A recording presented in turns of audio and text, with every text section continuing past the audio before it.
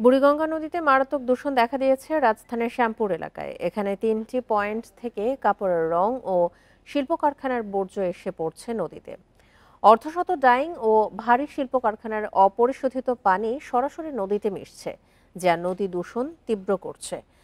পরিবেশ গবেষক ও আন্দোলনকারীরা দায়ী করছেন পরিবেশ অধিদপ্তরের নীরবতাকে। বান্ডেল থাকলে প্রতি সেনমানিতে টাকা বাঁচবে। বিকাশ সেনমানি বান্ডেল কিনে জিতুন প্রতি লেনদেনে।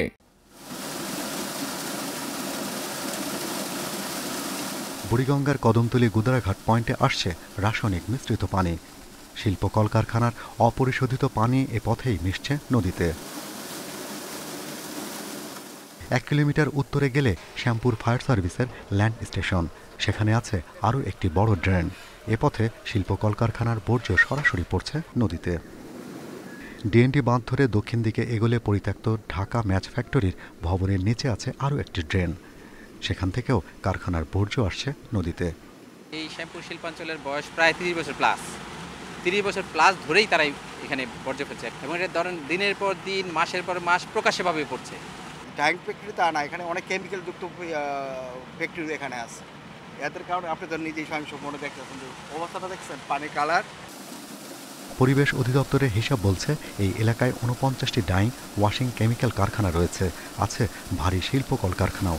অথচ তাদের পরিশোধনাগার থাকার কথা। অভিযোগ আছে পরিশোধনাগারের ব্যবহার হয় না বলেই শিল্প বর্জ্য সরাসরি নদীতে মিশছে। পরিবেশ অধিদপ্তরের যেই মনিটরিং টিম, তারা কি করছে এটা বড় প্রশ্ন থাকে। কিভাবে বছর শেষে ওরা এনভায়রনমেন্টাল ক্লিয়ারেন্স সার্টিফিকেটটা রিনিউ করে, সেটা একটা বড় প্রশ্ন।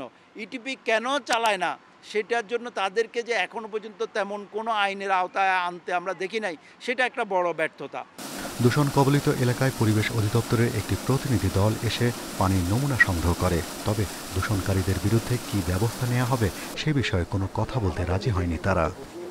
বিশ্ব স্বাস্থ্য সংস্থার তথ্য বলছে, প্রতিদিন শহরে 60,000 ঘনমিটারেরও বেশি বিষাক্ত বর্জ্য এই নদীর পানিতে ফেলা হয়। তাই বিশ্বের শীর্ষ দূষিত নদীগুলোর একটি বুড়িগঙ্গা। কী পরিমাণে এই রাসায়নিক দূষণ এখানে হচ্ছে তার সঠিক পরিসংখ্যান কারো কাছে জানা নেই। তবে নদী দূষণের যতগুলো উৎস রয়েছে তার ভয়াবহ চিত্র কিন্তু এখানে ফুটে উঠেছে। তাই স্থানীয় ভুক্তভোগী, পরিবেশ আন্দোলনকারী এবং গবেষকেরা বলছেন, নদীর প্রতি এই নৃশংস আচরণ কবে নাগাদ বন্ধ হবে। Shahriar Anirban, independent news, Kadamtali, Dhaka.